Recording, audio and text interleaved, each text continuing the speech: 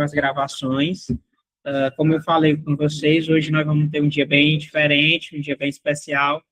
Nós temos convidados aí de vários lugares do Brasil e eles vão apresentar suas experiências no tratamento de efluentes industriais com temáticas que eu considero que são importantes para a complementação desse curso. No final, nós vamos fazer perguntas, discussões e etc. Vou iniciar com o João. O João, ele é químico, o João tem mestrado e doutorado também dentro dessa linha. Ele hoje trabalha no Grupo Recovery, ele é coordenador na parte de laboratório, realiza muitos trabalhos na parte de pesquisa e desenvolvimento, e vai trazer hoje uma temática que eu considero muito inovadora, dominando o JAR-Teste, da bancada à escala real. Então, com essa apresentação inicial, eu passo a palavra para o João. João, a palavra é com você. Obrigado, viu, doutor? Então, boa noite a todos, né? Então, como o doutor Silvio me apresentou, me chamo João Felipe. Então, hoje eu trouxe aqui para a gente discutir um pouco sobre justamente o ensaio de JAR-Teste, né?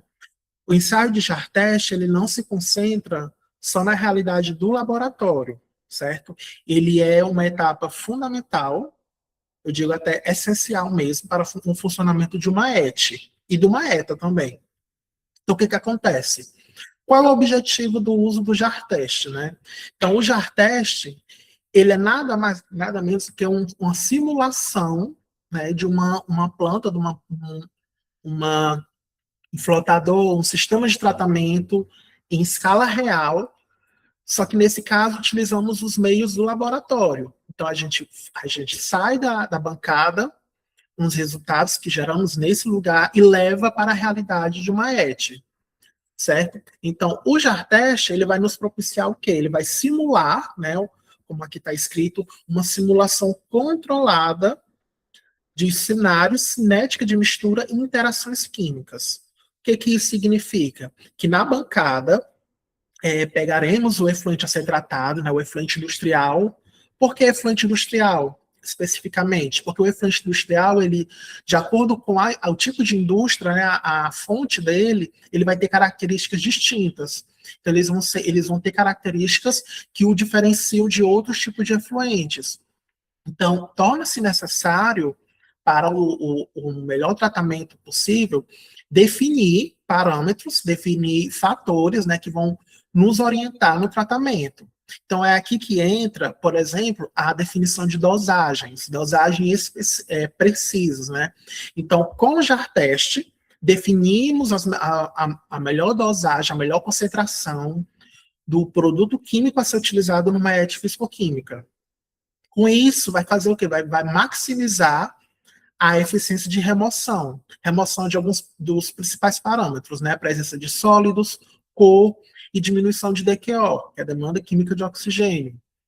E também, por último, mas não menos importante, a redução de custos, né? Porque, por exemplo, se não tivesse a realidade, esse uso do JAR-Teste numa ET, em vez de testarmos na bancada, a gente for testar diretamente na operação, na planta mesmo, vai haver um custo alto, um gasto necessário até do produto químico, né, do coagulantes e floculantes, certo? Então é aqui que entra o JAR-Teste. O JAR-Teste, ele faz essa comunicação da bancada do laboratório para a planta. Então, aí a gente começa com essa primeira pergunta. Por que é que o efluente ele não decanta naturalmente? Então, para um tratamento físico-químico, a primeira variação, o primeiro comportamento, né, observado no efluente é justamente a presença de partículas coloidais. Essas partículas, elas possuem cargas negativas na sua superfície, fazendo com que elas se repelem e permaneçam dissolvidas, dispersas no meio, no efluente, no caso. Então, é aqui que entra a primeira etapa de tratamento, que é a coagulação. A coagulação, ela vai induzir, né, a diminuição dessas cargas, vai induzir a perda dessa estabilidade coloidal, fazendo com que haja uma interação eletrostática das partículas, e assim ocorra processo de floco-decantação. Então, a primeira etapa, como eu falei, é a etapa de coagulação. Nessa etapa, no JAR-TEST, né, é feita a adição do coagulante, no caso, o que utilizamos, né, o que mais utilizamos é o policloreto de alumínio, né, com a sigla PAC. Claro que temos outras opções, né? Temos sulfato de alumínio, cloreto férrico. Então, de acordo com a característica do efluente, com a necessidade de tratamento, é feita a escolha do tipo de coagulante. Então, nessa etapa de coagulação, o objetivo, né, o objetivo central é justamente anular as cargas negativas das partículas coloidais, reduzindo o que a gente chama de potencial zeta. O potencial zeta é justamente devido a essas partículas, as partículas negativas que estão ao longo da superfície dos coloides, né, das partículas coloidais, e que gera essa repulsão.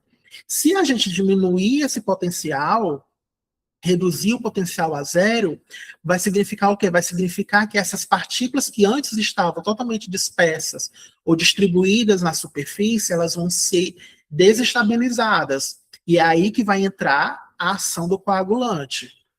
Certo? Então, por meio da adição, né, da adição de cátions polivalentes, no caso aqui, o mais comum, como eu falei, é o policloreto de alumínio, vai haver essa perca da estabilização e vai induzir ao processo de coagulação, ao processo de união das partículas.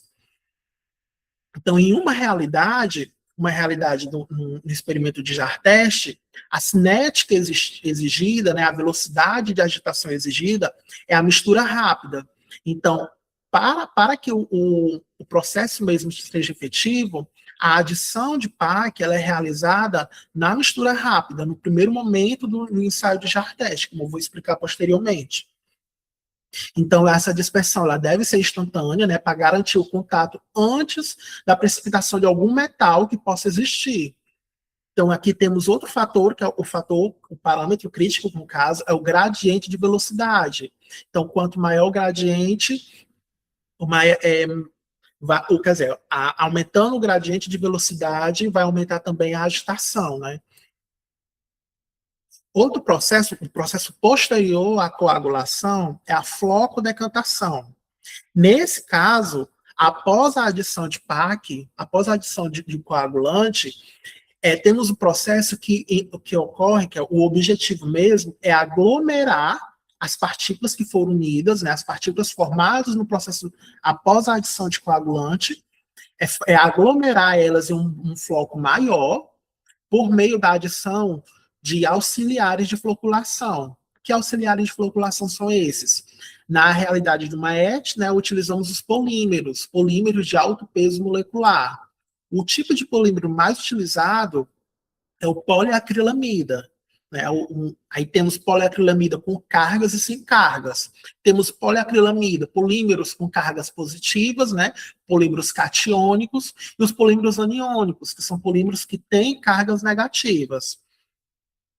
Então, no caso da cinética, o tipo de mistura, né? A velocidade de mistura, a velocidade é a mistura lenta. Então, a adição, nesse caso, do polímero, ele é feito na etapa lenta, como a gente chama. Então, a agitação ela deve só promover o contato, mas não pode ser uma velocidade rápida, porque em vez de formar os microflocos, vai haver a partição delas, né?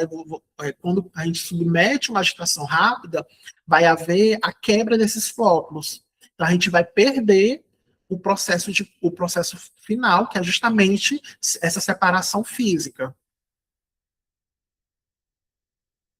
Então, aqui eu trouxe os tipos, né, os exemplos tanto de coagulantes como auxiliares de floculação. O primeiro, coagulantes, como eu falei, a função dele é justamente desestabilizar, né, as partículas, e nesse caso, ao adicionar o coagulante, que nada mais é do que sais, né, sais inorgânicos, como o sulfato de alumínio, cloreto férrico, né, o policloreto de alumínio. Então, quando a gente adiciona esses sais no meio, no caso no efluente, vai ser fornecido, né, cátions polivalentes, no caso alumínio e ferro, E esses cátions, eles vão promover, né, a desestabilização. Então, como consequência, ocorre também a diminuição da alcalinidade, certo? Em um outro momento, né, após a adição de coagulante, é feito a aglomeração física, né, o aumento do tamanho de peso a partir da adição de auxiliares de floculação, que nesse caso são os polímeros, como eu falei, poliacrilamidas ou outros tipos de polímeros, até polímeros naturais. Né? Por exemplo, um tipo de polímero utilizado, a quitosana. A quitosana ela é originada a partir da quitina, né, que é um tipo de polímero natural.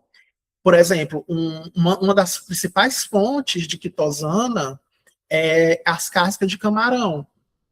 Então, esse tipo de polímero, um polímero obtido a partir da quitina, a quitosana, ele também é utilizado nessa etapa, na ação de floculação.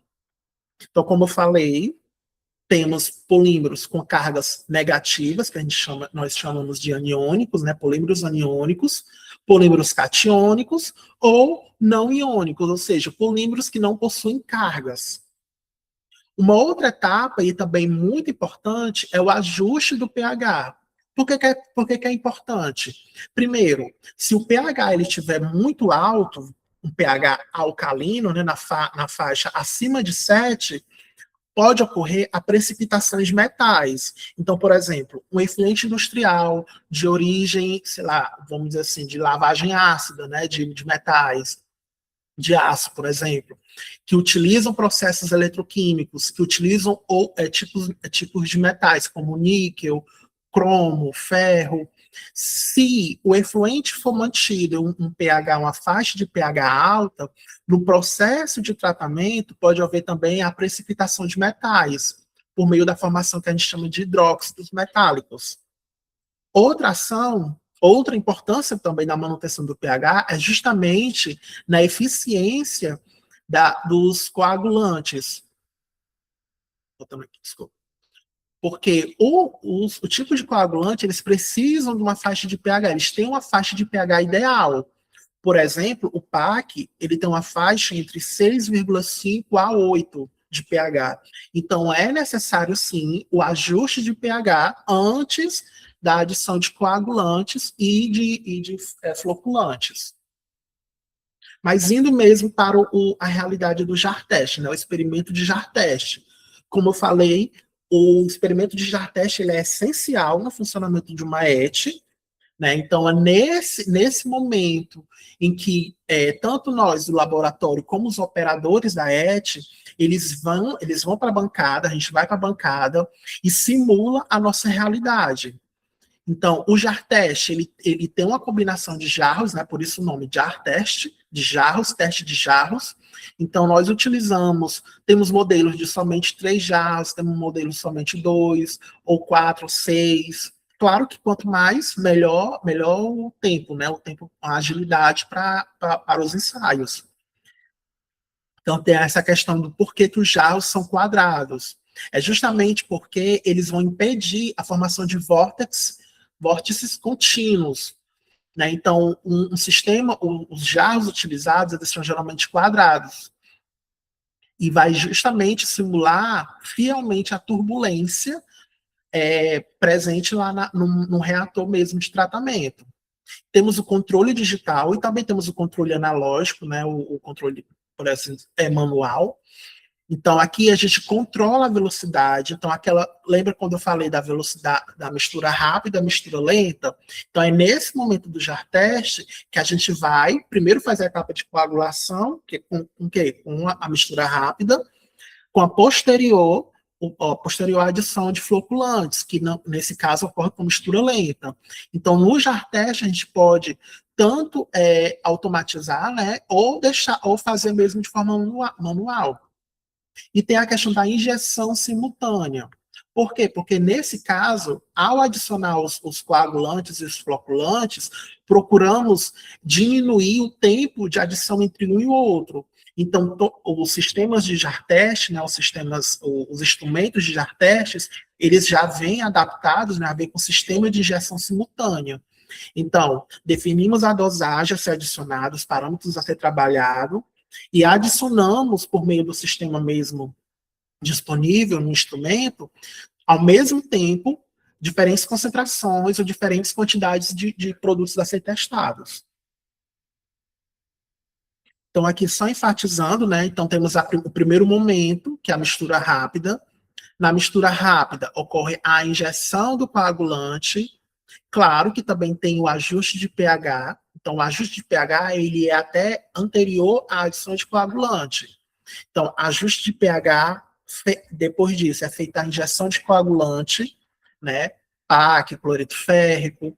O tempo, geralmente, né? O tempo, assim, em média de 1 a 2 minutos, com RPM alto. E o gradiente de velocidade também alto, né? O gradiente entre 250 a 1000 segundos menos 1. No caso da adição de polímero, né, da adição de floculante, ocorre o quê? Na mistura lenta. Então, nesse caso, teremos um tempo maior. Então, em vez de 1 a 2 minutos, temos um tempo de 15 a 30 minutos.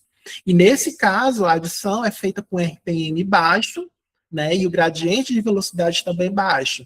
Então, é nesse momento aqui que a cadeia polimérica, né, que foi adicionada no meio, ela vai unir as partículas que foram agrupadas com a adição de coagulante e dar um peso, né? Dar o peso e fazendo com que elas decantem.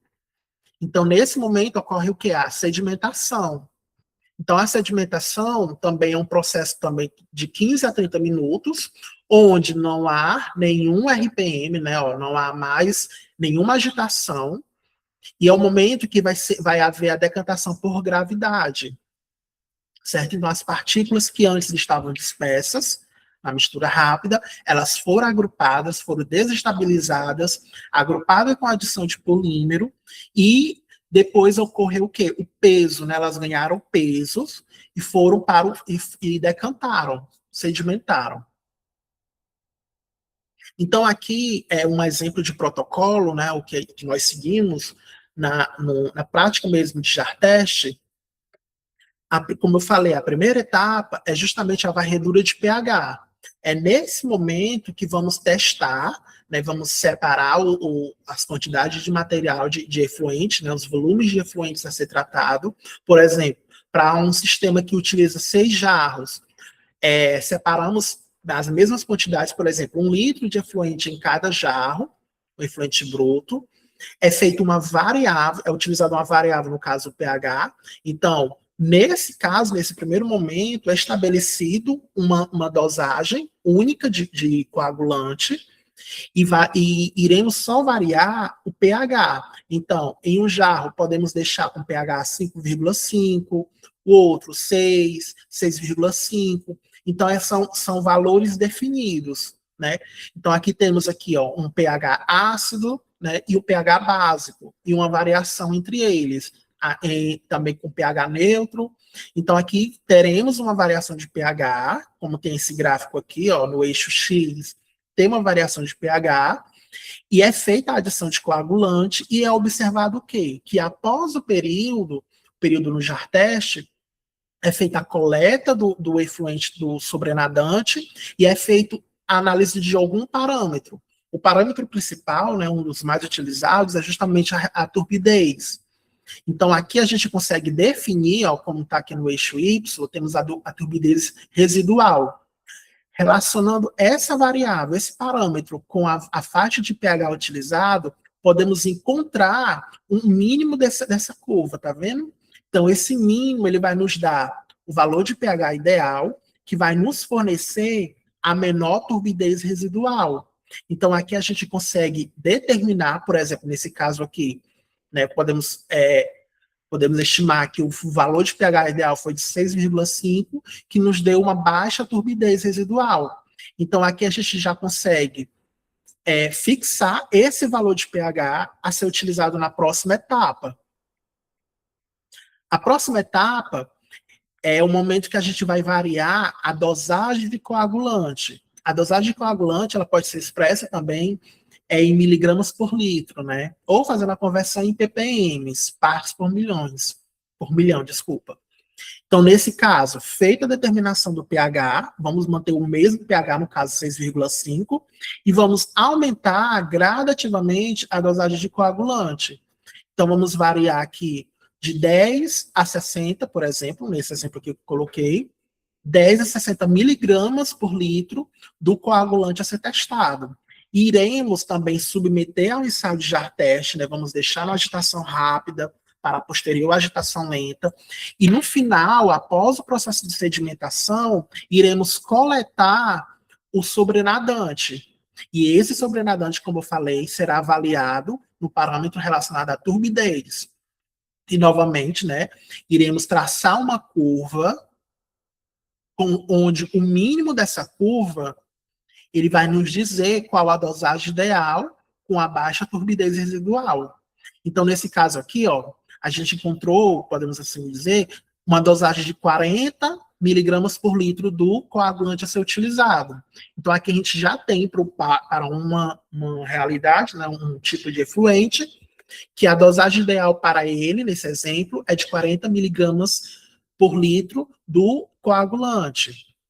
Então, aqui a gente já encontrou, né, a menor dose que atinge o padrão ambiental exigido, ou seja, a turbidez que a gente quer. Se a gente quer uma baixa turbidez, né, indicando uma eficiência de tratamento, então a dosagem de cada no gráfico é de 40 miligramas por litro. Ah, e tem uma outra coisa também, uma outra questão que eu coloquei aqui. Por exemplo, se a gente dosar demais o coagulante, o que significa? Se a gente colocar uma concentração maior, por exemplo, acima de 60 miligramas por litro, nesse exemplo, e ao invés da gente unir as partículas, a gente vai segregar elas, vai haver o processo de reversão de cargas. Por exemplo, nesse gráfico, a gente pode prever que, após o mínimo, a tendência da turbidez é aumentar, né, já indicando que, ao invés de unir, né, de agregar as partículas, vai haver a reversão, vai haver a desestabilização, né, estabilização, desculpa, das partículas. Então, elas vão tornar também dispersa no efluente. Então, sobre a interpretação, né, então é feito, após o Jar-Test, podemos avaliar, podemos interpretar os resultados através dos parâmetros. Como eu falei, o principal é a turbidez residual, mas podemos também avaliar quanto a cor aparente verdadeira, né, no caso, para efluentes que tratam com tintas, né, ou com indústrias de alimentos também. Então, a cor verdadeira, ela vai ser um parâmetro utilizado, certo? Outra questão também é a questão do volume, né? A volume e densidade do lodo. Então, quanto de volume foi gerado após a adição de PAC? Né? No Jar-Test mesmo, os exemplos do Jar-Test, eles têm, no Jar, eles têm as graduações. Então, a gente consegue também estimar o volume de lodo gerado.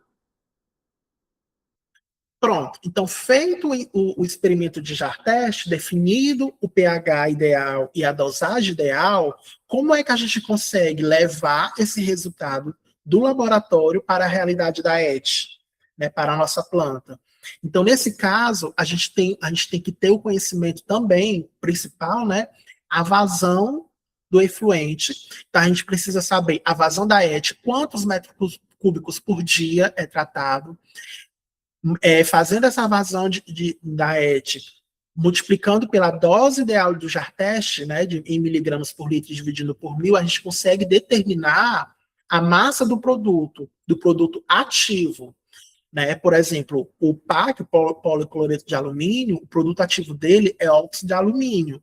Então, as fichas, é aí que entra também a importância de todas as pessoas, todos os funcionários que trabalhem com produtos químicos, né, os insumos químicos, coagulantes, floculantes, alcalinizantes. Então, a importância da gente sempre ter em mãos o FDS, né, a nossa ficha, porque nessa ficha ela vai nos dar as informações tanto de segurança como as informações de composição. Então, sabendo do quanto de produto ativo tem o produto, o reagente, não, o produto utilizado, a gente consegue também utilizar na nossa realidade, fazer essa tradução, né, essa comunicação com a ET. Então, por exemplo, um exemplo que está aqui é justamente essa. Se a vazão é de 2.000 metros cúbicos por dia e o JAR teste, né, o experimento de JAR teste, nos indicou que a dosagem ideal para esse tipo de efluente foi de 15 miligramas por litro, fazendo essa conversão, a gente consegue estabelecer a massa, né, de 30 gramas por dia de produto ativo. Então, aqui a gente consegue determinar a massa de produto ativo por dia. Em um segundo caso, após essa determinação, a gente também tem que conhecer a vazão da bomba dosadora, né? Então, é sempre bom saber qual é a vazão máxima da bomba. Por exemplo, temos bombas de 7 litros por hora, né? Então, quem trabalha também com ET sabe que tem muitas bombas que nos dá os valores em porcentagem. Então, 100% da vazão ela corresponde a esse valor, 7 litros por hora. Então, fazendo essa conversão, utilizando essa relação aqui, né, dividindo a massa estabelecida por 24 horas, vezes a densidade do produto, com a concentração dividida por 100, a gente consegue determinar a vazão em litros por hora do produto ativo relacionado à massa estabelecida, certo? Então, é nesse momento que o operador estabelece esse valor e leva para a ET, e lá ele ajusta a bomba dosadora, certo? E assim a gente consegue fechar o ciclo de otimização. Então, com o experimento de bancada, né, o experimento de JAR teste, a gente consegue determinar, fazer o diagnóstico do efluente a ser tratado, levar para a realidade, né, após o ajuste do pH e também o contato com a comunicação com a bomba dosadora, a gente consegue aumentar de escala, né, sair da bancada e ir para a escala real. E com isso vai nos gerar o quê? Vai nos gerar um efluente clarificado, né, um efluente com lodo compacto e principalmente um efluente dentro da legislação vigente. E isso também vai gerar uma economia de custos, né, para a empresa ou para a ET mesmo. Então, ao invés da gente ir diretamente para a escala real e ir testando lá na hora, né, gastando produto, gerando gasto mesmo, a gente faz essa comunicação, essa simulação no JAR teste e chega a uma dose ideal, evitando o desperdício, gerando também e influenciando também a parte financeira, né, da ET. Então, aqui temos o veredito, né? O tempo investido no laboratório é o dinheiro economizado na operação. O JAR teste não é gasto, é investimento. Sensacional, João. Sensacional. Pessoal, muito bom. Parabéns, João. Pessoal, só para aqui falar uma coisa aqui sobre como é legal essa questão do JAR teste, flota teste com escala real. Antes de eu passar aí para a próxima participação, João, por favor, se você puder bater esse rápido bate-papo comigo, antes de eu passar a palavra agora para o próximo especialista. Eu visitei uma estação com o João agora há pouco tempo, né? Eu visitei uma estação. E aí eu pediria que o João só me confirmasse isso. Estava lá o time de operação, o João e eu. O João fez vários testes em lab scale. Ele fez JAR teste e flota teste. Eu não quero expor o nome do cliente, mas eu só cheguei para o João e falei assim, João, quanto de turbidez você chegou nos seus testes? Aí o João chegou, você lembra quando você falou, João? Aquela reunião lá? Eu sei que foi abaixo de 30, não foi? 30 abaixo de 30. Aí eu cheguei na reunião, só que atualmente o efluente estava muito ruim, né? E eu só cheguei para o João, e aí eu peço só que ele me confirme. João, você lembra o que eu falei naquela reunião? Estava todo mundo... É da meta, né? Que a gente vai conseguir... E qual foi a meta estabelecida lá? Foi turbidez, né? Abaixo de 30, né? E remoção de cor e odor. Então é assim, pessoal, só vocês entenderem. Eu entro no ET, eu peço para ele fazer JAR teste e flota teste. Ele chega para mim e diz assim, Silvio, eu cheguei em tanto. Aí você chegou em tanto? Chegou, então os operadores vão ter que chegar também. É química, é matemática. Volta aquele slide lá, João, que você faz do jar teste para pronto aqui, ó. É escala real, desculpa, escala laboratorial para escala real. Então, e ele tem muita segurança, né, o João, porque ele chega e ele fala, não, se eu cheguei no laboratório, o cara vai chegar na ET também. Então, é conta. Se você chegou no laboratório, você também vai chegar na ET. Já teste, flota teste, não erram. Eu vou abrir perguntas bem rápido aqui. Eu vou fazer minha primeira pergunta. João, na sua experiência, uma ET industrial que tem uma variabilidade significativa, ela tem que fazer já teste, flota teste quantas vezes? No mês, na semana, no dia, no ano, na sua opinião? Na sua experiência? Pronto, então, com base na minha experiência, hoje eu já realmente entendo que tem que fazer todo dia. Todo dia, dependendo também da realidade. Por exemplo, na minha realidade, ela tem que ser feita todo dia, porque o efluente muda todo dia. Então, se no caso, uma empresa ela tem só um tipo, ela gera um tipo de efluente, ela consegue variar, né? Ela consegue deixar de 2 em 2 dias por aí, mas o indicado iniciou a operação, vem para o laboratório, faz um jar teste, ajusta com o efluente que você vai trabalhar e leva para lá, leva para a ET, né, para a operação mesmo, os valores definidos. Nem sua resposta, porque é o que eu falo para todo mundo. Não foi combinado, mas é o que eu falo em todo lugar que eu faço, que eu passo, né? Pessoal, mais alguma pergunta para o João? Tranquilo? João, muito obrigado pela sua participação, tá? E parabéns aí Eu pelo que seu agradeço, trabalho. viu, doutor? Eu agora quero chamar um dos maiores nomes aí, eu diria, do tratamento de chorume do Brasil. Quero chamar aqui agora para um bate-papo comigo, nessa roda de bate-papo, o doutor Alexandro Santos.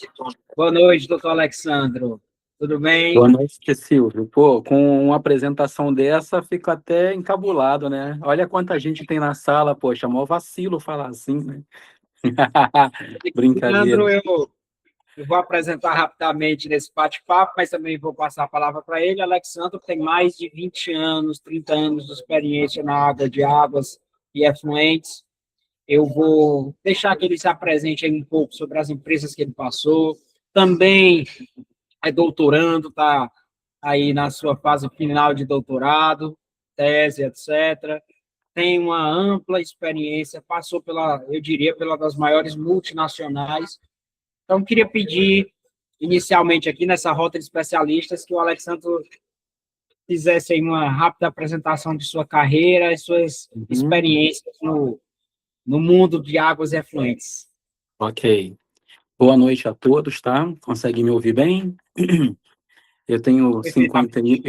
Eu já vou começar falando a minha idade, 51 anos, sou químico de formação, comecei a carreira em 97, lá atrás, né? Comecei em 97, né, nessa área de química, comecei em empresas como farmacêutica, ramo farmacêutico. Um diferencial ali na minha carreira é que eu nunca fiz nada além do ramo segmento águas e efluentes. A carreira inteira, ano que vem faz 30 anos que eu só vejo água, só vejo esgoto, só vejo efluente. Tá? Trabalhei em farmacêuticas como Schering, Merck, outras empresas. Trabalhei em empresas como BASF, trabalhei em indústrias automobilísticas, um cargo assim bem especial. Eu era especialista da América Latina. Todas as pinturas de automóveis da Renault, fábrica de automóveis Renault, existia ali. Vocês sabem que hoje, antigamente, a cor dos carros era muito limitada. Hoje tem carro cor de ferrugem, cor de durepoxi, cor de. São inúmeras cores diferentes. Então, naquela época, era um desafio tratar o efluente com essas cores novas, que cada uma tinha uma pigmentação e existia uma técnica ali diferente para tratar esse efluente. Então, eu viajava o mundo todo ali para fazer, no caso, essas adequações de tratamento. Antes da pandemia, eu mergulhei no universo de chorume e aí não consegui sair mais. Quem cai no universo de chorume não consegue mais sair. É praticamente impossível. E aí eu comecei na maior do mundo, que é a Veolia, nesse segmento. Depois eu fui para a Solvi, que é das maiores do Brasil, aí, digamos.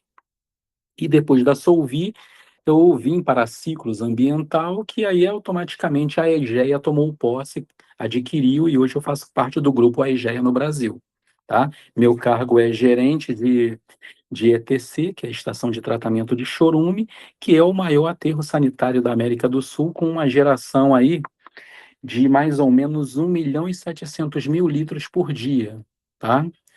Em período seco. Em período chuvoso, a geração chega a 10 milhões de litros em um dia. É, é um pequeno aterro. Pois Ô, é. Alex, nesse momento de bate-papo, me fala uma tecnologia biológica, uma tecnologia físico-química que você já operou no tratamento de chorume. Um exemplo de uma tecnologia biológica e um Uhum, exemplo de uma tecnologia físico-química que uhum. você já operou no tratamento de chorume. Ok. No tratamento, as empresas do segmento, que mandam no segmento brasileiro em tratamento de chorume, elas parecem ali que conversam entre si e sempre tem rotas muito similares. No caso do processo físico-químico, a maioria tem stripping, seja ele através de torres de stripping ou através de tanques com um sistema de aeração que possa proporcionar, através da alcalinização, essa redução de carga do nitrogênio amoniacal. Então, prevalece na maioria dos aterros ainda o sistema de stripping para físico-químico. Há aterros menores, tá? De vazões menores, que aí utilizam físico-químico daquele processo mais usual, coagulação, floculação, sedimentação sem stripping. Reduz ali uma pequena parte da carga, não precisa reduzir um volume colossal dessa carga, mas aterros que passam de 3.000 miligramas litro de concentração de nitrogênio amoniacal, esses prevalece o sistema de stripping por difusores. E falando Sensacional. de parte biológica, aí é algo meio que consolidado, né? É lodo ativado, tá? Aterro sanitário implementa lodo ativado no seu processo. O convencional, o básico do básico. Não estamos falando de granular aeróbio, não estamos falando de nereira, estamos falando do feijão com arroz. O feijão com arroz funciona porque, no final de tudo, o que a empresa quer é custo, né? Quanto menor o custo do metro cúbico tratado, mais rentável para ela é aquele empreendimento. E por isso o lodo ativado convencional é o que se encaixa perfeitamente aí nessa modalidade. Alex, no tratamento de chorume, sua especialidade, os maiores nomes hoje no Brasil, qual o maior desafio? Se você tivesse que elencar dentre os vários desafios que você tem hoje como gestor, como técnico, como especialista no tratamento de chorume, qual o maior desafio? Você vai se surpreender com essa pergunta, porque essa eu nunca te contei, tá? O maior desafio, e aí tem tudo a ver com... Só uma pergunta antes de responder. Qual é o nome desse curso, Silvio? O nome desse Esse curso? curso são apenas pessoas voltadas para o tratamento de efluentes não sanitários, industriais, Ok. chorume, Aham. laticínio, têxtil, só tratamento Bacana, de efluentes não sanitários. bacana. Eu poderia falar que o meu maior desafio é espuma no biológico, poderia falar que é arraste no decantador, poderia falar N coisas. Mas, como eu já passei pelas maiores empresas desse segmento no Brasil, em todas elas eu vi algo em comum. O que que é esse algo em comum? A informação, geralmente, ela não é o problema, porque quando a gente vai para um local, um aterro, uma ET de aterro sanitário, o que que a gente vai falar? Me chamam, a estação está com problema, aí você vai ver quais são os dados. Os dados estão lá, os dados foram coletados, foram analisados e estão lá. Qual é o problema? O problema é a capacidade operacional de transformar esses dados em decisão operacional assertiva. Interessante. Em vez de qual é o indicador, passa a ser a seguinte pergunta: o que esse indicador está querendo me mostrar no processo hoje? A Entende? interpretação do dado. Essa capacidade de interpretação. E aí o mercado sente falta de profissionais com esse conhecimento. Entende? Coisas como certos treinamentos e cursos, como por exemplo o que você está ministrando, fazem diferença no enriquecimento do conhecimento do profissional. Não é o volume de dados coletados que vai dar veracidade à resolução do problema daquele processo. Na prática, é a qualidade da decisão tomada, ela costuma impactar muito mais no desempenho daquela estação do que o volume de dados disponíveis para interpretação. Ok? Tem que tomar decisão e essa decisão ela tem que ser assertiva. Por outro lado, os dados, eles nem sempre contam a história num todo. Por exemplo, você vê que eu gosto de microscópio, né? Todo lugar, todo aterro que eu vou, eu boto um microscópio bom. O microscópio, ele mostra uma fatia do bolo, do que está acontecendo. A laboratorista, fazendo as análises, seja de sólidos, seja de nitrogênio, mostra outra fatia do bolo. O operador que está na área, no seu dia a dia, ele olha uma situação visual na estação que eu não estou vendo no microscópio, que a analista não está vendo na análise e que ele sozinho está vendo ali, que é outra fatia do bolo. Então, a resposta do problema cada pessoa, no seu papel, ele tem separadamente uma fatia de bolo que se torna a resposta para você chegar à identificação do problema e ser mais assertivo na tomada de decisão.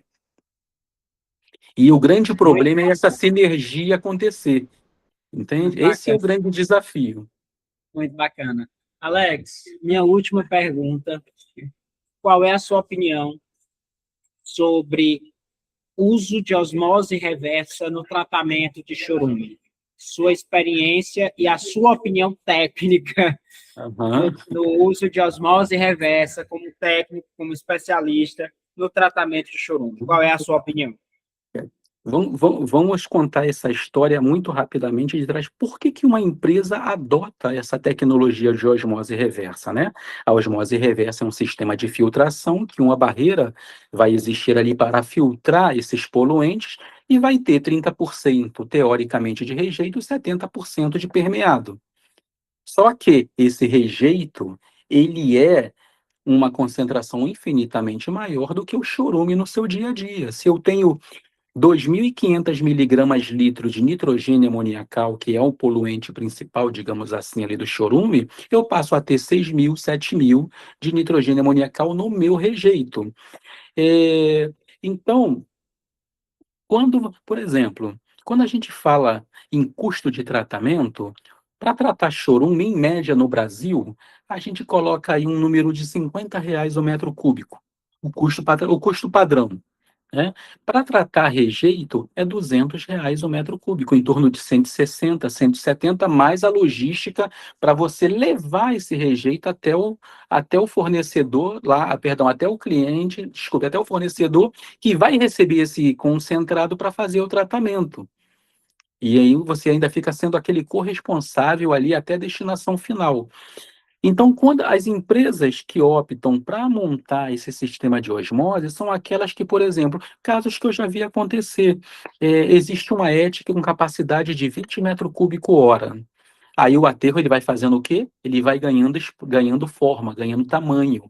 Então, o aterro ele é licenciado com 10 anos de operação. Daqui a pouco o dono lá compra um outro terreno vizinho e aí pede o licenciamento ambiental, amplia o aterro e aquele que era durabilidade de 10 passa a ser 15 anos, 20 anos.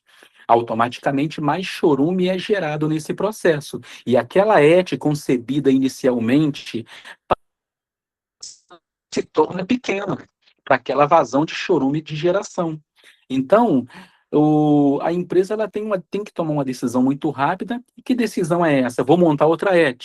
Né? E muitas das vezes não dá tempo de montar outra ET. O que ela faz? Ela compra módulos de osmose reversa para poder ter uma velocidade infinitamente maior nesse licenciamento. Uma coisa é você licenciar uma nova ET, outra coisa é você pedir autorização de implementação de um equipamento dentro da sua ET. Então, as empresas optam por isso, mas a conta, ela sempre vai vir.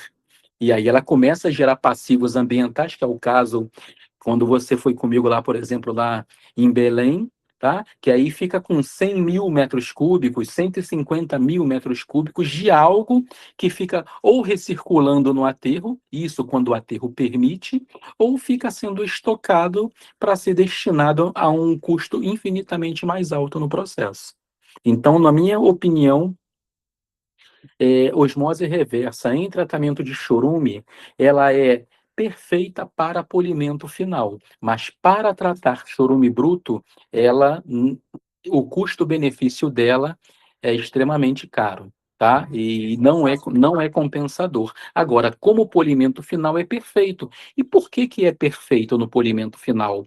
Porque muitas das vezes o teu aterro está localizado em uma região que o teu córrego de lançamento é um córrego de baixa vazão, aonde em períodos que não são chuvosos, o teu lançamento, ele é 80% da vazão daquele córrego. Então você tem que atender a CONAMA 357 totalmente baseada na tua vazão.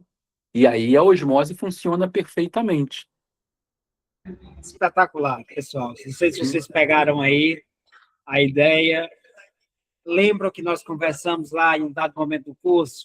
A posição fisicoquímico para proteger o biológico, fisicoquímico para polimento, a ideia dele, osmose lá no final do processo. Sensacional. Pessoal, alguma pergunta, algum comentário, algum item direcionado aí para o especialista Alexandro? Alguém? Acho que uma pessoa com um currículo desse, a gente fica... Tudo certo? Alexandre, muito obrigado pela sua participação. Está diretamente do Rio de Janeiro? Opa, alguém tem Isso alguma mesmo. pergunta? Oi? Foi eu, Gilmar. Oi, oi, foi eu, Gilmar. Sim? Oi, eu queria aproveitar o Alessandro para perguntar sobre essa amônia. Eu não tenho nenhuma rota de aproveitamento dela depois que faz o ice stripping. A gente não tem como recuperar ela ou fazer alguma Uhum. linha, porque, por exemplo, a amônia é precursor para fertilizante, né? Então, Sim, poderia ser exi- que uma rota existe, dessa. existe operações unitárias para recuperação, ok? Só que o que vai demandar esse investimento é a localização geográfica de cada aterro, né? Na região centro-oeste, aterros, por exemplo, como o da Horizon e outros que estão localizados nessa região, aonde é uma região predominantemente agrícola, vale a pena ter esse investimento e aí esse payback ali do investimento ele se paga ali em 18 a 24 meses.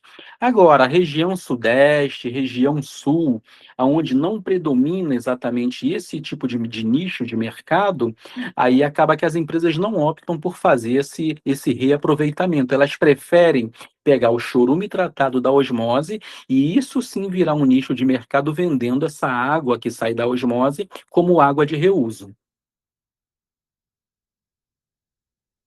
Entendi, Perfeito. perfeito. Respondido, Gilmar, certo? Respondido, sim, sim, sim. Alexandre, obrigado pela sua participação. Bom descanso aí para você no Rio de Janeiro. Obrigado por estar com a Obrigado, gente. tchau, tchau. Pessoal, agora, sem delongas, já vou passar para o próximo. Nossa próxima apresentação vai ficar com o engenheiro químico, mestre e doutor em saneamento, doutor Gilmar. Ele vai bater um papo aqui com a gente aí em torno de 10, 20 minutos sobre respirometria aplicada a efluentes industriais, toxicidade. Lembra que eu falei para vocês que muitas vezes, se o efluente é tóxico, ele não pode entrar no biológico. Quem nota essa toxicidade? Tira ela com fisicoquímica. Gilmar, o doutor Gilmar, é especialista nisso, em avaliar como essa toxicidade chega no biológico e como ele tem técnicas de respirometria. Ficou bem bonito esse negócio aqui atrás de mim, né? Bem indígena, bem... Então, vou passar a palavra para o doutor Gilmar. Pessoal, dúvidas, podem colocar no chat, podem... Hoje vai ser bem assim, vai ser dinâmico. Diversas pessoas contribuindo e colocando aí suas experiências. Vamos lá, doutor Gilmar, com você. Bom, boa noite, pessoal. Como o senhor me apresentou, né, eu sou engenheiro químico, trabalhei no DEA, né, com pesquisa em saneamento, tá certo? Hoje trabalho no laboratório junto com o João, sou um dos parceiros aí do João, que apresentou primeiro, tá? Falar um pouquinho para vocês sobre respirometria, espero que vocês estejam me ouvindo bem, qualquer coisa podem me interromper, tá certo? E vai ser uma apresentação mais simples, mais rápida, aí coisa de 10 minutinhos eu já apresento para vocês, tá? E aí, qualquer coisa, vocês me interrompem. Então, tá aqui a apresentação. Deixa eu colocar aqui. Vocês me interrompem que eu não vou ver a tela, tá? Então, pessoal, o que é respirometria, tá certo? Então, o ensaio de respirometria, ele consegue dizer para a gente se a biomassa ela está respirando ou não. É uma forma de você medir se a biomassa está respirando ou não. Então, é um sistema de tratamento de efluentes. Você sabe que existe uma variabilidade do que chega lá na estação.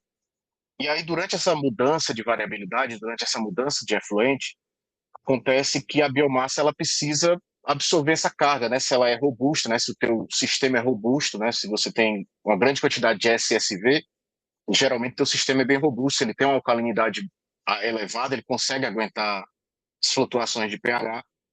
Então, tudo isso é robustez, né? Só que aí muitas vezes a gente precisa de um diagnóstico para saber o que está acontecendo lá dentro, por conta dessas variações de carga.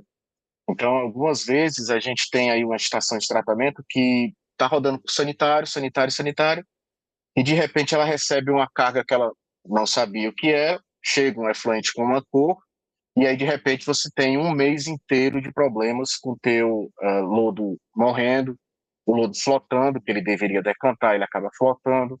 Você tem, no caso aí, o teu lodo, ele fica totalmente, como é que eu vou explicar de uma forma mais simples? Ele parece uma areia, ele fica todo esfarelentozinho, ele não fica formado um flop, ele quebra esse flop. Então, tudo isso é causado pela toxicidade que acontece em algum tipo de momento do efluente, certo? Então, a respirometria, ela serve para a gente diagnosticar antes do problema acontecer. Hoje você já ia observar esse efeito e tomar ações corretivas, tá? Então, eu coloquei aqui, né? Opa, pronto. Então, é uma ameaça silenciosa, alguns efluentes contêm compostos químicos complexos, e aí a gente quer saber o que é o efeito disso, tá? Então, como é que a gente vai saber se um novo insumo ele pode ser ruim para a biomassa ou não? Que é basicamente o fruto dessa apresentação. A gente foi contatado aqui há coisa de 1 ano e pouco por uma empresa que ela mudou os insumos de produção. Ela é uma empresa que fabricava, uma empresa química, que fabricava uma série de insumos, e aí ela tinha 40 itens, e ela queria saber assim, olha, desses meus 40 itens que eu estou mudando aqui no meu insumo para a produção de produtos químicos. Esse material, se ele for para uma estação de tratamento, ele vai matar o lodo, ele vai causar um impacto negativo no lodo? A pergunta era essa. E aí a gente fez uma série de testes, tá? Que aí entra a respirometria nesses testes, para saber se esses compostos eram tóxicos ou não.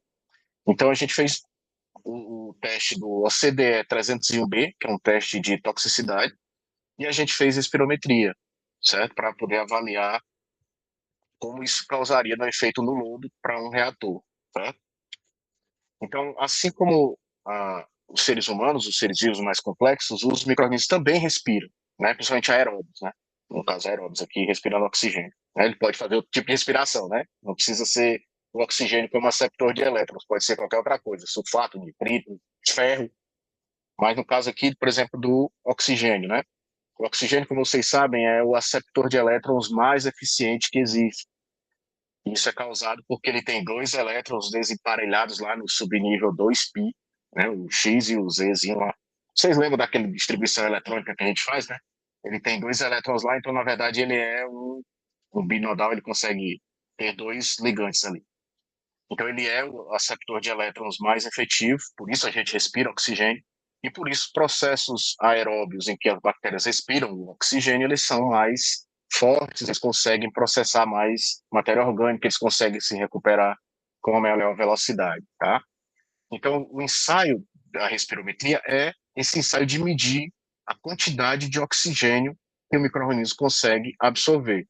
Então, ele mede, ele calcula, na verdade, a chamada TCO, taxa de consumo de oxigênio.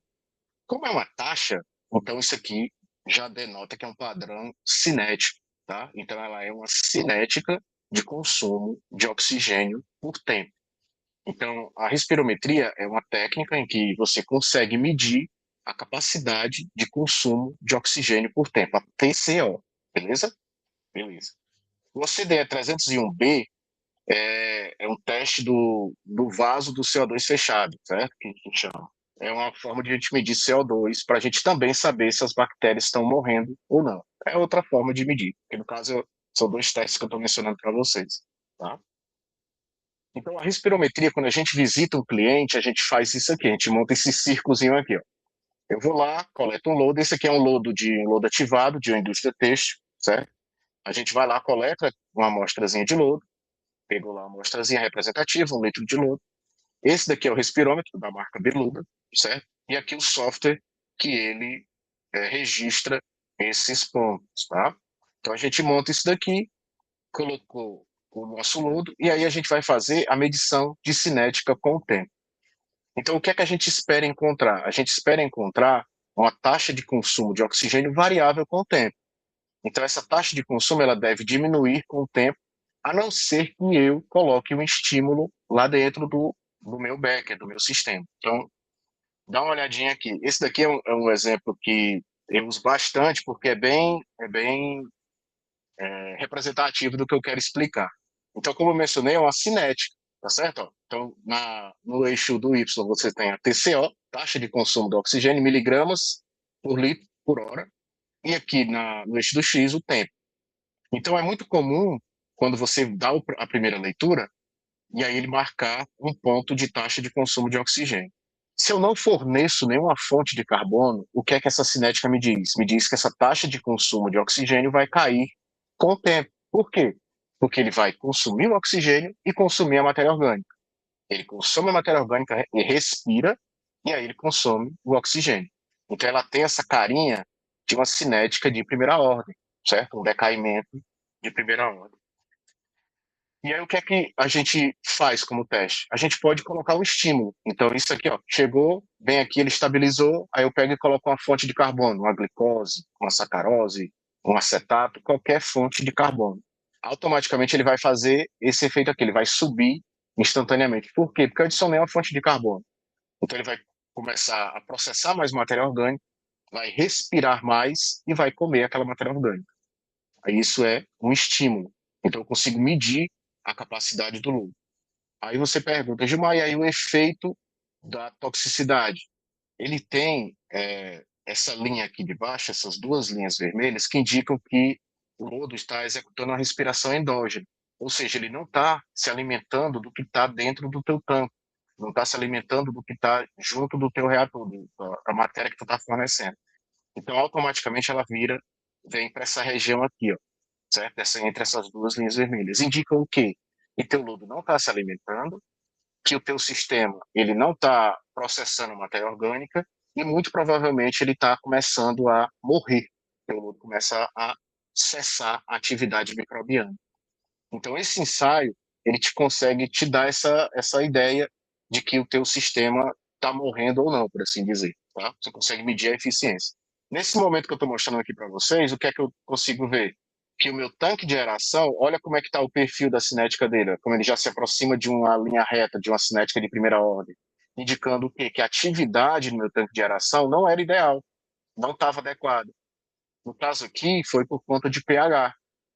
O processo de nitrificação ocorreu, consumiu alcalinidade, o pH caiu, né, nesse sistema, e aí ele praticamente ficou na linha reta. Lá no tanque de decantação, olha como ele tinha atividade microbiana, certo? Você ainda tinha matéria orgânica lá, tinha alguma fração de nitrogênio, o processo de desnitrificação autotrófica estava acontecendo, e aí ele tinha algum efeito de atividade microbiana mais elevado. Ou seja, o que eu queria aqui no tanque de aeração estava acontecendo no tanque de decantação, né? Ou seja, eu precisava corrigir o efeito aqui, beleza?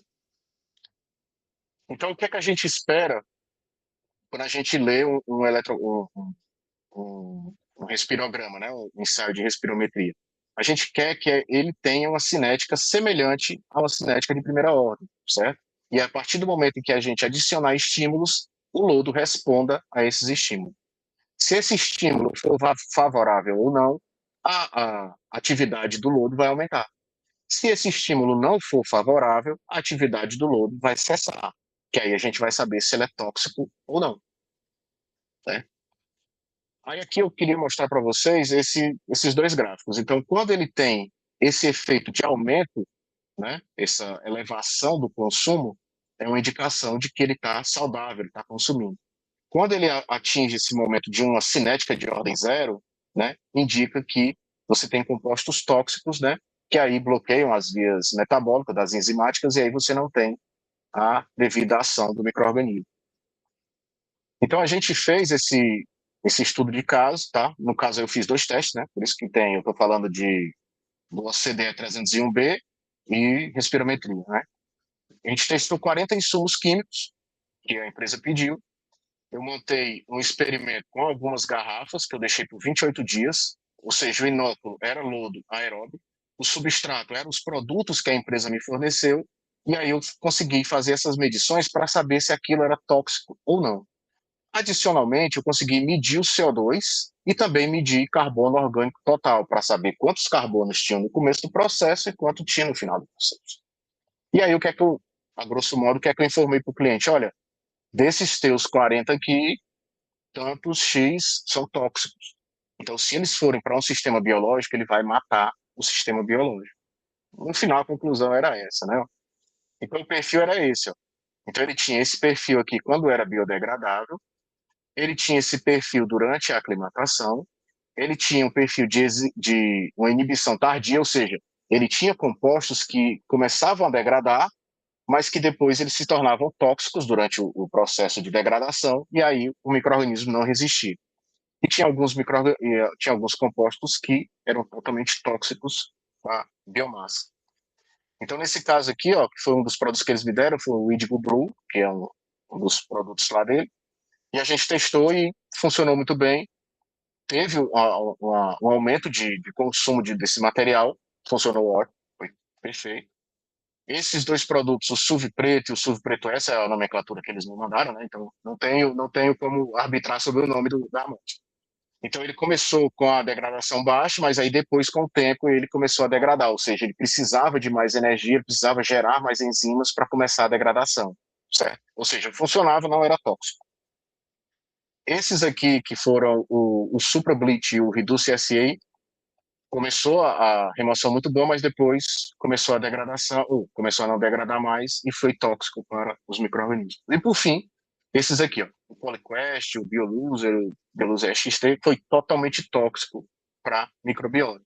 Ou seja, esses compostos aqui, se ele fizesse algum tipo de lavagem, algum tipo de processo lá na estação dele, e esse material chegasse na estação de tratamento, com certeza causaria a morte dos micro-organismos, tá? Então, só para mostrar para vocês, né? Então, esse grupo aqui foi positivo, esse grupo aqui requer uma aclimatação, levou mais tempo, e esse foi totalmente tóxico para os micro-organismos. Então, o que é que a gente observa com o tempo, quando expõe o nosso micro-organismo a um material tóxico, é essa quebra do grânulo, certo? Então, o floco do lodo, ele se parte, aumenta a turbidez do teu efluente, então um efluente que estava com a turbidez muito boa, da casa de 20, 25, de repente está 60, 70, 80, e aí ele está muito turvo, que aí o lodo está finalmente bem fino, tá? Parece uma areiazinha fininha, e aí acontece esse efeito de quebra do floco. Tá? O valor estratégico desse ensaio de respirometria é que a gente consiga fazer um diagnóstico preciso, consiga prever e aí tomar ações corretivas que devem ser feitas, como a adição de uma nova fonte de carbono, adição de uma fonte de nitrogênio. Então, a gente consegue contornar esse efeito da toxicidade agindo diretamente no meio reacional do lodo. Só isso, é bem pequenininha a minha apresentação. Perfeito. É bem pequenininha. Deixa eu interromper Ou seja, Gilmar mostrando para vocês como essa questão da toxicidade, como essa análise, ela é uma análise um pouco mais complicada, não é? Então, tem análise, pessoal, que aí vai precisar de um pouco, né, de conhecimento mais, né, mais aprofundado. A esgoto sanitário, dificilmente vai ter esse tipo de coisa, mas para efluente industrial isso acontece muito. Vocês viram, o OCDE tem metodologias bem diferentes. Só uma experiência rápida aqui. O Gilmar sabe muito bem. Nós já pegamos situações juntos, já estamos juntos aí há mais de 3, 4 anos, que uma estação parou de funcionar do nada. Do nada. Do nada. Estava tudo certo e do nada ela parou. Toxicidade. Então, é muito normal quem tem sistema biológico trata efluente industrial. E aí, pessoal, você tem que ir lá na produção. E é muito complicado ir para a produção. Quando eu falo produção, é entrar lá no galpão, entender se o cara comprou alguma coisa diferente, se o cara está usando uma matéria-prima diferente. Os ensaios do Gilmar, do doutor Gilmar, ajudam muito nisso. Pessoal, alguma pergunta sobre toxicidade nos efluentes industriais? Alguém? Alguma pergunta? Tranquilo? Doutor Gilmar, muito obrigado pela sua participação. Vamos para a maratona que está corrido. Agora nós vamos para o agro, e o agro é top. Eu vou chamar o doutor Maurício, que é também doutor em saneamento, trabalhou com alguns efluentes em escala laboratorial do setor agro, e eu não posso deixar o setor agro de fora, né? Que é o setor mais forte do nosso país. E aí eu vou dar aí mais os meus 15 minutinhos para o doutor Maurício apresentar a experiência que ele teve em escala de bancada, com reator WASP, com microaeração, e toda a experiência que ele teve no tratamento de efluentes, recuperação de subprodutos. Doutor Maurício, a palavra é sua. Bem, boa noite. Vocês estão me escutando? Ótimo, seu áudio. Tá ok, estamos ouvindo bem. Eu tive que fazer uma gambiarra aqui, que o microfone do meu computador para de prestar. Enfim. Bem, vamos lá. Só compartilhar aqui minha apresentação para vocês.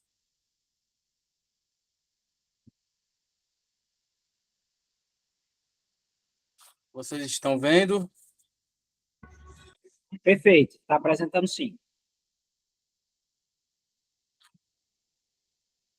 Pronto, pessoal. Mais uma vez me apresentando.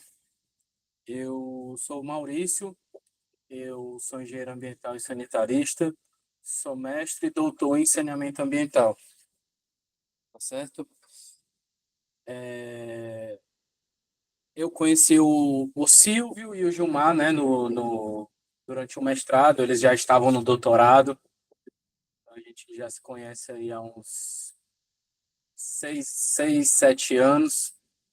E agora eu estou como coordenador de operações das Exxon Sites do Grupo Recovery há pouco mais de um mês.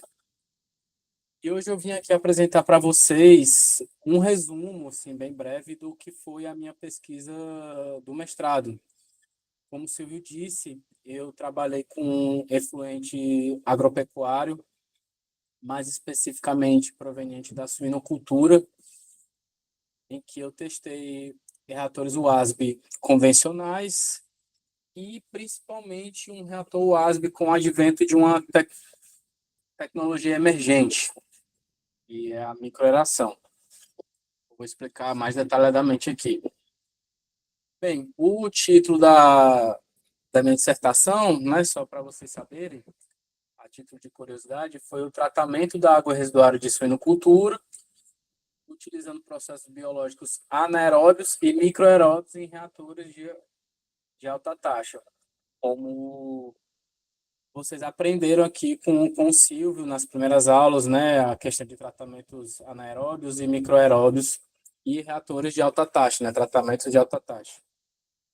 E como o próprio Silvio disse, né, hoje um dos principais responsáveis pela composição da economia, né, do nosso país é o a agropecuária, né? E principalmente a produção de suínos. O Brasil é um dos maiores produtores de suínos do mundo, né, principalmente para exportação para a China, né, que é um dos maiores consumidores da carne suína.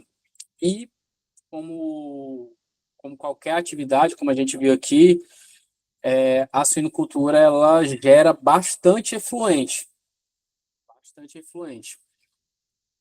E o efluente da suinocultura, ele tem algumas características, né? Mas as principais características dele, assim, de dificuldade é em relação à grande concentração de sólidos.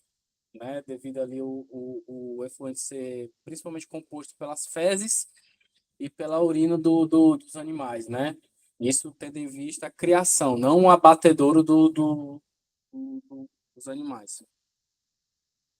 Então, pessoal, nós temos essa característica, que é principalmente essa alta concentração de sólidos, e nas propriedades de criação de suínos, nós podemos ver principalmente a utilização de tecnologias anaeróbias, né, que não há presença de oxigênio durante o processo de biodegradação ali do efluente, da matéria orgânica, né, por serem tecnologias mais baratas, de mais fácil operação. E dentre essas tecnologias utilizadas, nós temos o reator WASB, que é da sigla em inglês, Upflow Anaerobic Sludge Blanket, que nada mais significa que é um reator anaeróbio, né, de fluxo ascendente, em que nós temos aqui na base do reator uma camada de lodo bem densa, onde o nosso afluente, ou o efluente gerado, o afluente no sentido afluente para o reator e efluente da atividade, né, da produção dos suínos. Esse efluente, seja ele qual for, ele entra pela base do reator e segue um fluxo ascendente até o topo do reator, onde nós vamos ter a produção do efluente tratado, a produção do biogás com alto valor energético, principalmente dependendo de qual efluente está sendo tratado. No caso da suinocultura, devido a uma grande concentração de matéria orgânica, ali com DQO podendo chegar até 20 mil miligramas por litro, nós temos um biogás com alto valor energético, com alta concentração de metano. E esse reator WASB, ele também é muito conhecido também por aqui no topo nós temos a presença de um separador trifásico, que ocorrerá a separação do nosso efluente em 3 fases, né? A parte líquida, que é o efluente tratado, a parte sólida, que alguns sólidos, devido ao fluxo ascendente, né, do reator, uma parte do lodo e do próprio efluente gerado pela atividade sobe para o topo do reator, parte desse sólido retorna para o lodo e nós temos a parte gasosa, que é o biogás produzido, que vai ser utilizado como fonte de energia, como o Silvio disse nas outras aulas, tem um alto valor energético para reutilização dentro do próprio processo produtivo ou para venda, enfim. E o reator WASB, só um minutinho, pessoal, que eu vou botar aqui no celular ou no computador para carregar. Com licença.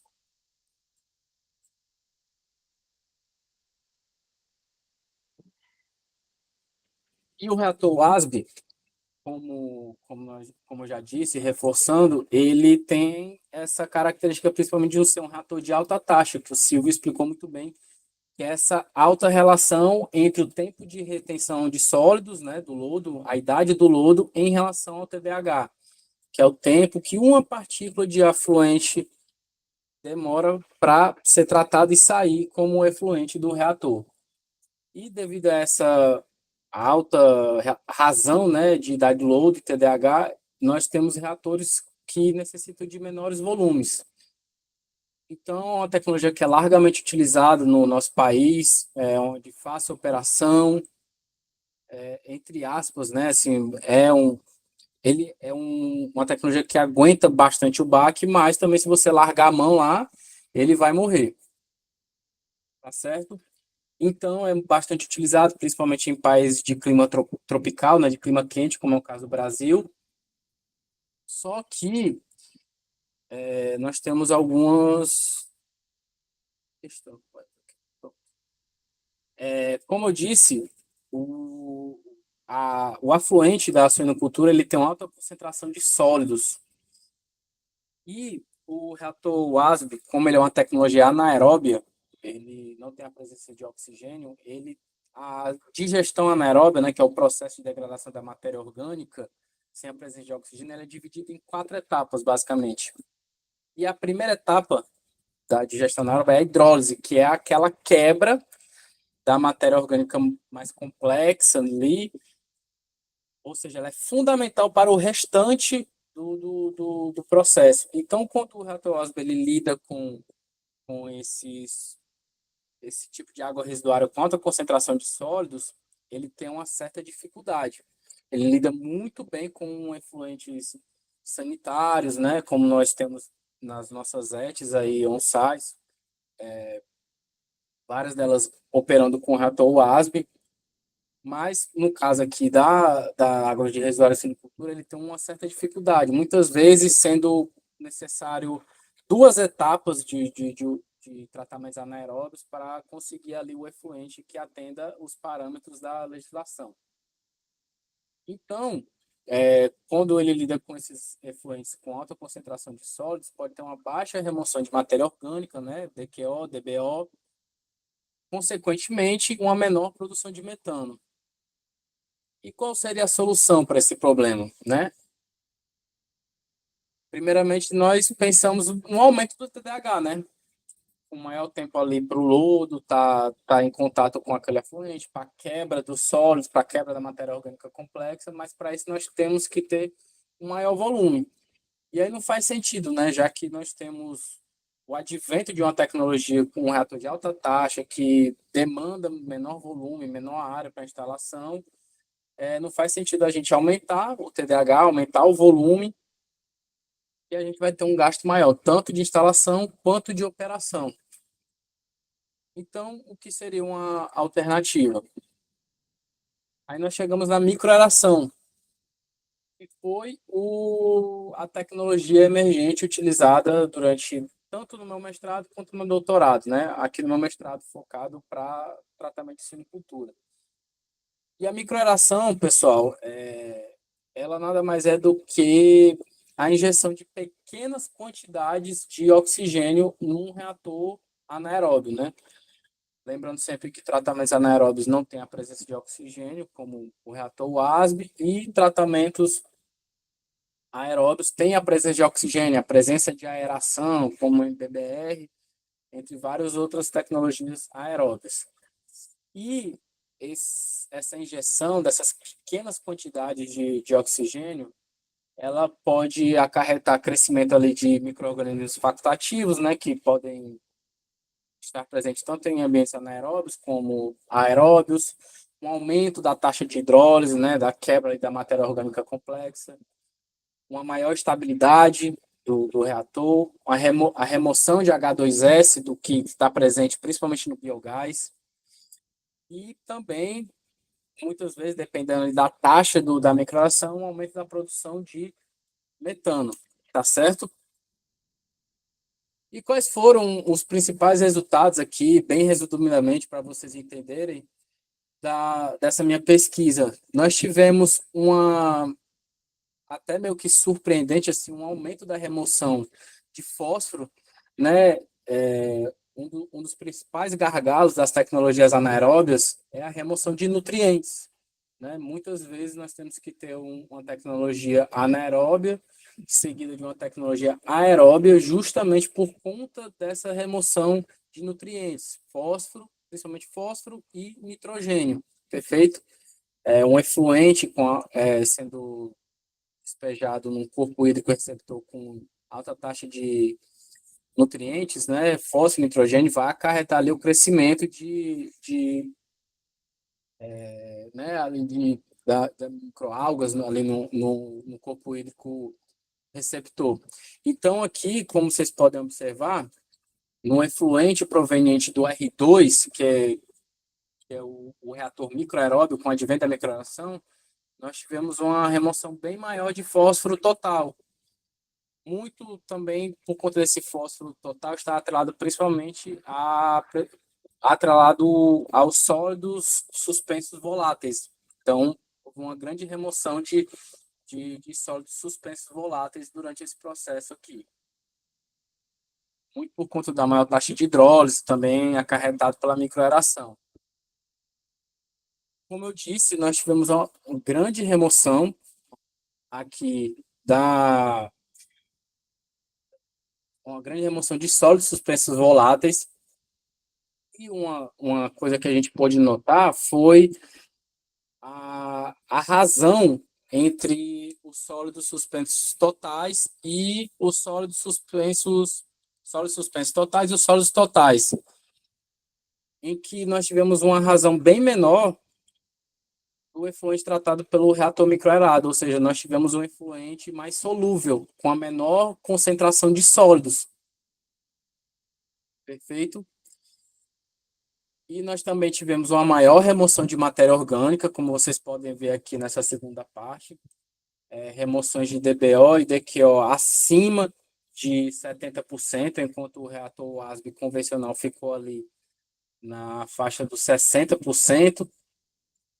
Principalmente uma maior remoção de DQO e DBO particulada, né, que está atrelada ali aos sólidos suspensos voláteis. E como conclusão geral desse meu estudo, aqui bem resumidamente, que nós tivemos um advento aqui de uma tecnologia, né, uma possível tecnologia emergente que é a microaeração, em que o reator microaeróbio ele pode ali com alguns ajustes substituir um reator WASB. Nós tivemos uma maior taxa de remoção de matéria orgânica complexa atrelada ali aos sólidos suspensos voláteis. E também o reator WASB, com o advento dessa microaeração, como muitas vezes nós temos um tratamento anaeróbio dividido em duas fases, no tratamento de água residual de silvicultura, nós podemos gerar um efluente com uma matéria orgânica mais solúvel, sendo mais facilmente transformada em metano num possível reator anaeróbio que vem em sequência. Perfeito? E é isso, pessoal. A apresentação bem curta aqui, né? Perfeito. Mas para vocês terem ideia, se vocês tiverem alguma pergunta também, podem fazer, sintam-se à vontade. Maurício, eu agradeço aqui a oportunidade. Eu tenho uma pergunta. Vamos lá. Pode perguntar. Eu tenho visitado aí estações meio que no Brasil inteiro e eu fiquei bem surpreendido no ano passado. Acho que foi no ano passado. No ano passado, lá em São Paulo, eu vi uma proposta de uma empresa que para mim era muito inovadora. Era tipo assim, imagina que eu tinha a criação né, eu tinha um empreendimento no ramo da pecuária, né? Tinha lá algumas cabeças de boi, alguns suínos, etc. Se eu tivesse um determinado volume de esgoto com uma determinada carga orgânica, essa empresa, ela fazia como se fosse um projeto de, assim, não era uma parceria comodada, porque ela colocava o biodigestor, não cobrava, Maurício, ela colocava o biodigestor, não cobrava, né? Ela entrava com o biodigestor e o fazendeiro entrava com os dejetos, né? Era mais ou menos assim, eu estou rindo porque de fato era assim. Aí, o biogás que gerava, eles faziam biometanização e ele dava para o fazendeiro uma parcela do valor do biometano. A outra parcela ficava com essa empresa que instalava. Então, é assim, os rejeitos, os dejetos, os efluentes de quem tem, né, hoje investimentos em determinada escala, em suinocultura, em pecuária, com alta carga, pela possibilidade de gerar muito metano, as empresas agora estão colocando biodigestores sem cobrar,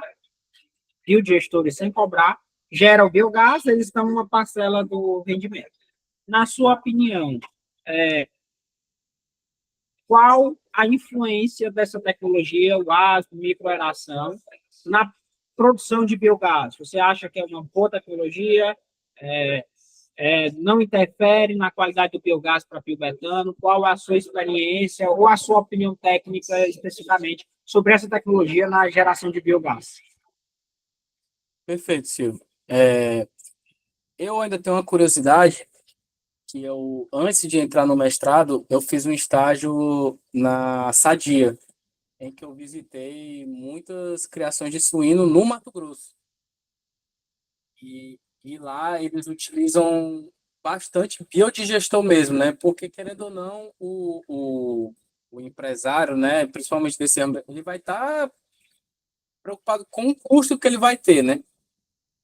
E o biodigestor é a que é mais largamente utilizada, né? Obviamente, o reator ASBA ele vai ter uma capacidade bem maior ali, até inclusive de produção em termos de produção de metano.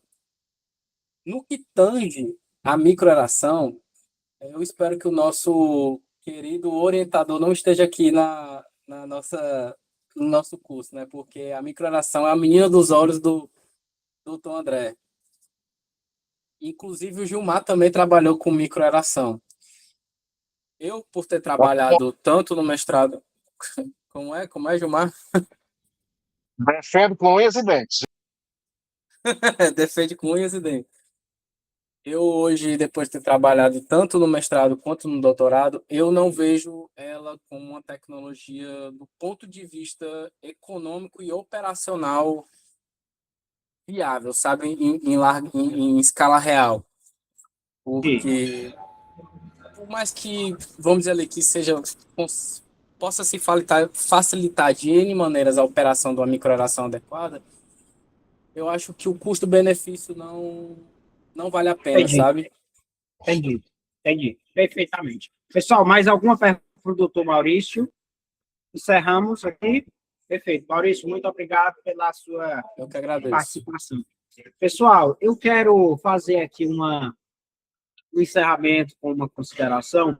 Peço a vocês que me confirmem que o meu slide ele está sendo compartilhado. Está tudo certo aí? Está todo mundo vendo? Perfeito. Pessoal, é o seguinte, depois de tudo isso aqui que nós vimos, né, com uma visão geral, é claro que nós não vamos conseguir aprofundar tudo em 3 dias, mas dá para se dar uma boa ideia, mas eu quero trazer um pouco ainda nessa temática sobre sustentabilidade, tá? E aí quero trazer um pouco da minha experiência, quero trazer também um pouco da minha visão. Vocês viram aqui o João Felipe iniciando falando sobre jar teste, né? Dizendo que tem que fazer jar teste tanto para tanto para chegar na performance, chegar no desempenho, chegar no parâmetro final, como 2, economizar com reagente químico, né? Ainda se gasta muito com reagente químico. Aí vocês viram o Alexandre dizendo, olha, tratar chorume é 160, 150, 130 reais, mas tratar concentrado passa de 200 metros cúbicos. Né? Então, vocês estão vendo que, embora seja muito bom termos técnicos de alto nível, mas isso aqui é dinheiro, pessoal, isso é caro. Tratar efluente industrial não é barato, pessoal. Não é barato, tá? Não vai ter efluente industrial, nós não vamos estar tratando efluente industrial como nós tratamos efluente sanitário a R$ 5 o metro cúbico, a R$ 7 o metro cúbico. Não, não tem isso aqui. Não tem isso aqui. Aqui é outra escala, tá? Pessoal, o lodo, a destinação de lodo é muito caro. Muito caro. Muitas vezes aterro não recebe. Às vezes tem que ir para aterro industrial com um valor muito maior. Por que que eu estou falando isso tudo? Eu estou falando isso tudo porque nós temos que quebrar paradigmas. Nós temos que, e aí assim, eu vou usar a linguagem aqui que o bom cearense usa. Nós temos que fazer a ET começar a se pagar. Nós temos que fazer a ET ser sustentável. Nós temos que tirar recurso de dentro dessa ET, tá? Nós temos que parar de mandar aterro, lodo para aterro sanitário. Nós temos que pegar essa gordura e tentar, de alguma maneira, enriquecer e vender para alguma empresa de biodiesel, de óleo. Nós temos que, esse efluente final, a gente tem que ver ele como água de reuso, a gente tem que sim tentar vender água de reuso, a gente tem que aceitar isso, a gente tem que vender água de reuso, sim. Se passa uma água para osmose reversa, você passa água pela osmose para lançar no rio, meu pai do céu, uma água miliquê, com condutividade abaixo de 200, lançando no rio. Inadmissível. Aquela água tem um potencial para ser usado em processo produtivo. Então, nós temos um grande desafio aqui, usar grandes tecnologias, atender norma, atender Correma 217, CONAMA 430, INEMA, SUDEMA, enfim, resoluções aí do Brasil inteiro, mas, acima de tudo, nós temos que fazer com que essa rede se pague. A gente tem que torná-la sustentável. E aí a gente vai ter um grande desafio aí, que é sair das ETS convencionais para vir para as ETS sustentáveis. Isso vai ser um grande passo, e que nós seremos protagonistas nesse processo. Nós vamos ser a geração, eu tenho convicção disso, que nós seremos a geração que saímos de uma visão de ETE convencional no Estado brasileiro e transformamos ETS convencionais em ETS sustentáveis. É a nossa geração, é o nosso legado, né? Eu acho que a gente está escrito, é o nosso destino. Então, e para isso, o que eu tenho que fazer? Eu tenho que estudar tudo que aquela ET gera de subproduto. Aquela ET gera uma gordura, aquela ET gera um lodo, como é o efluente que se gera, chega algum tipo de óleo, chega muita areia ali. Por que eu vou mandar essa areia para o aterro? Por que eu não seco essa areia e tento reciclar essa areia? Então, nós vamos ter que dar um grande passo. Gerou algum tipo de biogás, não queima, não queima, não queima à toa. Vê alguma aplicação para esse biogás. Então, numa ET convencional, você só quer atender norma. No ET sustentável, você quer atender norma. Mas você quer tirar dinheiro de alguma coisa. Você quer fazer com que ela se pague. Você quer, de alguma maneira, recuperar alguma coisa ali que tenha produto agregado. Você quer reduzir produto químico. Mas tem um insumo que ele está vencido, vamos testar, vamos reavaliar, vamos ver se ele pode ser reaproveitado de outra maneira.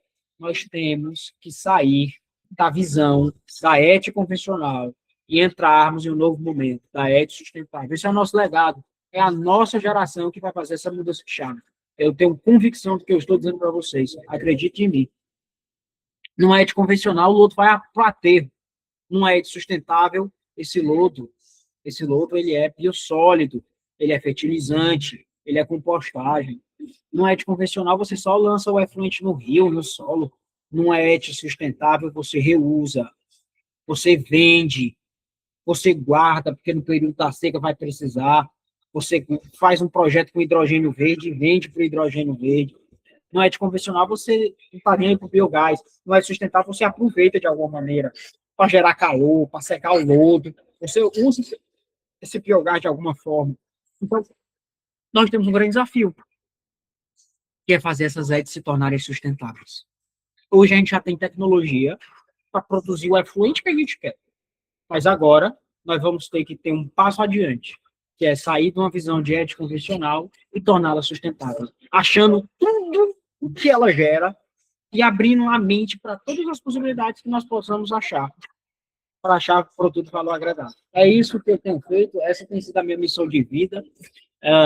Tenho tentado ver aí o que se pode extrair do ET, o que se pode extrair. Eu tenho feito, de borra de solvente até material, às vezes, vencido, que as pessoas acham que não tem utilidade, até testar o lodo em outras coisas. Tem um projeto novo agora de um OGL. Esse é o nosso projeto de vida, é tentar valorizar tudo que tem naquela estação. Não ver ali como uma mera unidade que só consome, mas que também gera alguma coisa. Turma, essa era a visão geral que eu queria passar para vocês. Eu quero, sim, enormemente agradecer a todo mundo que participou, que ajudou o projeto. Quero dizer que a Hollenberg Treinamentos vai tentar fazer treinamentos recorrentes, já tem outro aí em outras áreas previstos para agosto e setembro. Quero pedir desculpa por qualquer coisa que não tenha saído da maneira que deveria. Quero pedir humildemente a vocês, se possível for, que vocês nos deem feedback depois, para que nós possamos lançar mais cursos, ajudar mais instituições. A Hollenberg, ela não tem nenhum, Hollenberg realmente não tem nenhum fins lucrativos. Tudo que ela gera é para instituições ambientais, instituições sociais, instituições de ONGs, né? de maneira geral, no alto senso. E, basicamente, esse foi o nosso curso. Pode ser que a gente depois crie uma aula de tira dúvida, mas eu sou aquele cara que, se vocês mandarem perguntas, eu vou responder. Posso demorar um pouquinho, né, Érica? Pode ser que demore aí 1 hora, 2 horas, mas pode ter certeza, eu pego no celular, coloco lá, não lidas, e sai. Então, se você tiver dúvida, pode me mandar. Não tem, se tiver um áudio de 5 minutos, não tem um áudio de 5 minutos, eu vou ouvir. Vou pegar um café, vou colocar o áudio e vai dar certo. Quero agradecer a todo mundo, dizer que foi uma honra estar aqui com vocês. E espero que vocês estejam nos próximos cursos. Espero que vocês tenham feedbacks positivos. Esperem, porque isso aqui a gente está ajudando outras pessoas. Pessoal, muito obrigado. Uma boa noite. Fiquem com Deus. Nos veremos em breve. Até mais.